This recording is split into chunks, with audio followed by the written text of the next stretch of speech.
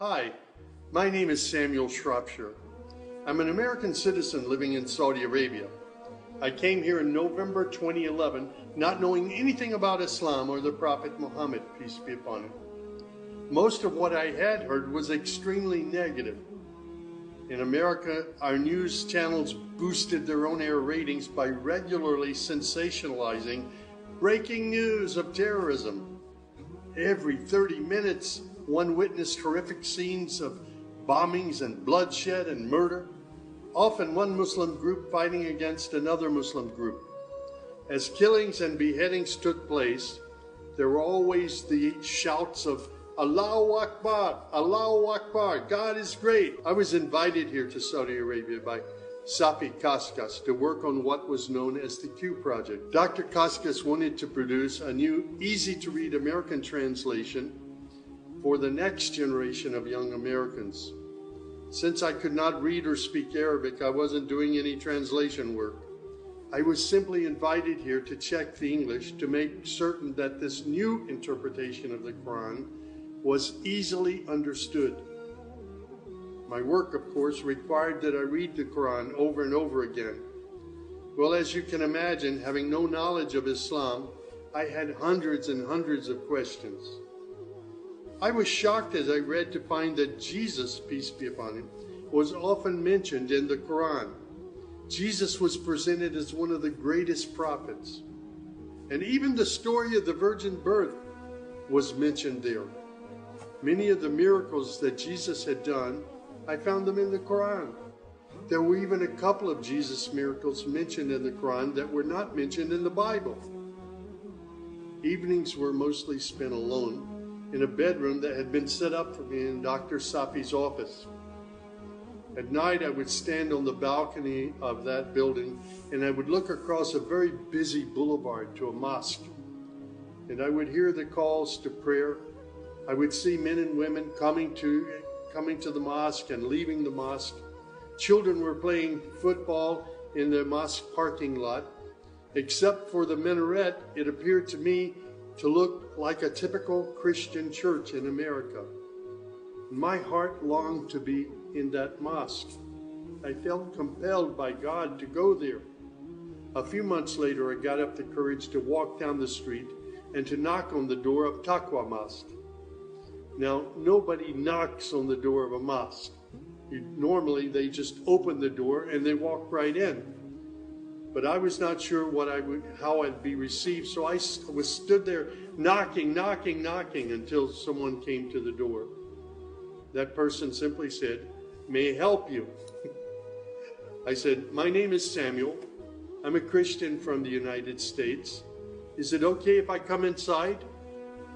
And that man, Shafiq Zubair, who was the caller to prayer, he reached out and he hugged me and he said, "Of course, come in."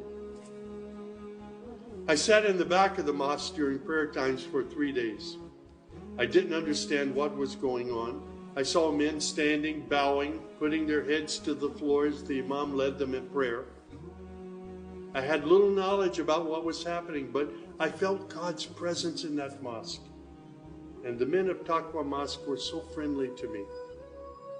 After 3 days, I asked Shafiq if he could teach me the first surah of the Quran, Al-Fatiha. This was a necessary element in praying the 5 daily prayers. I was memorizing sounds, but I didn't know what the sounds meant. So I started comparing them with an English translation I had, and I realized that there was nothing in Al-Fatiha that was inconsistent with Christian teaching. There I read the encouraging words that God was the most merciful, the distributor of mercy and forgiveness. My heart was being strangely touched by the words of the Quran and the love displayed by the men of Taqwa Mosque. Dr. Sadiq Malki would later drive me to the Islamic Education Foundation in Al-Hamra neighborhood of Jeddah, where I said Al-Shahada. According to Islam, we're all equal. There's none above another.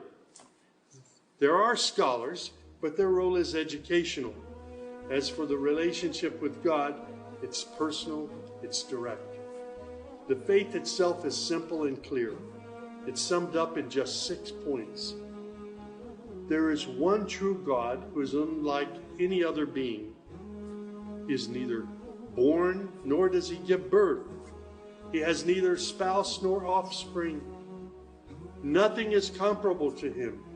He's all-powerful. He knows everything perfectly. He is the most merciful. Secondly, a belief in angels who are indeed the servants of God. They obey God's bidding and they do whatever they're commanded to do.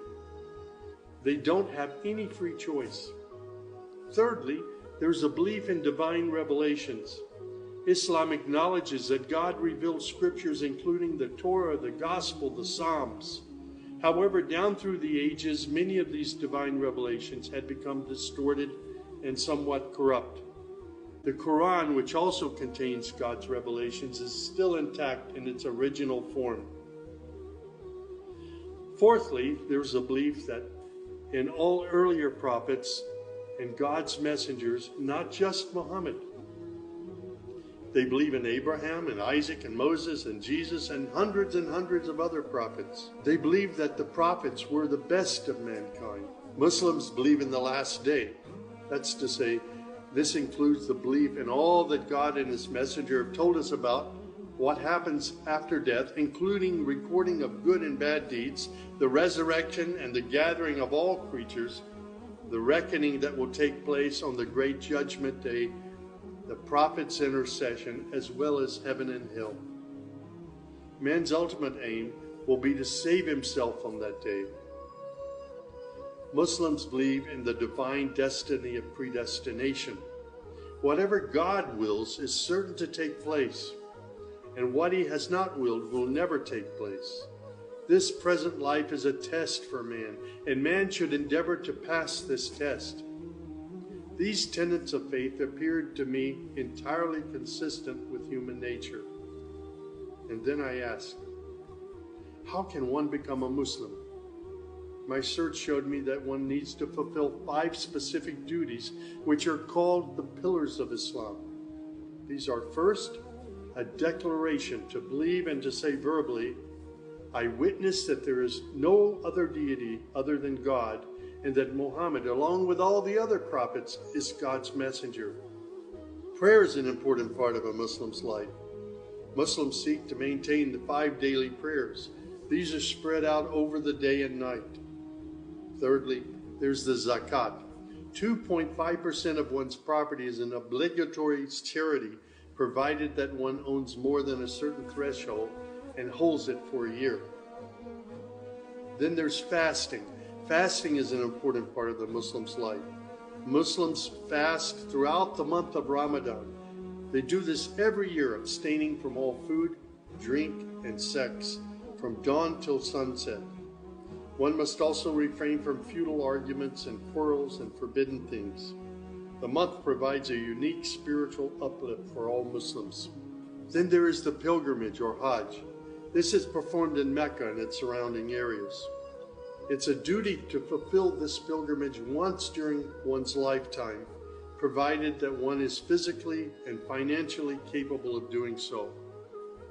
People often ask me, Sam, how did you become a Muslim? In the church was a library, and in that library were children's books. One of the books my mother got over and over again was called The God of Abraham. In that book were beautiful color photos of camels and deserts. She would read me the story of Abraham, how he was commanded by God to leave his mother and father because they were worshiping idols. She would pause and she would say, Sammy, you always have to pray to the God of Abraham. There is only one true God, the God of Abraham. My commitment to God has been strong and enduring since my younger years. And now I have found absolute peace in Islam, in a faith that I once thought was hostile. I found friendship and hope amongst a fraternity of other Muslim brothers and sisters. I have found a family of believers.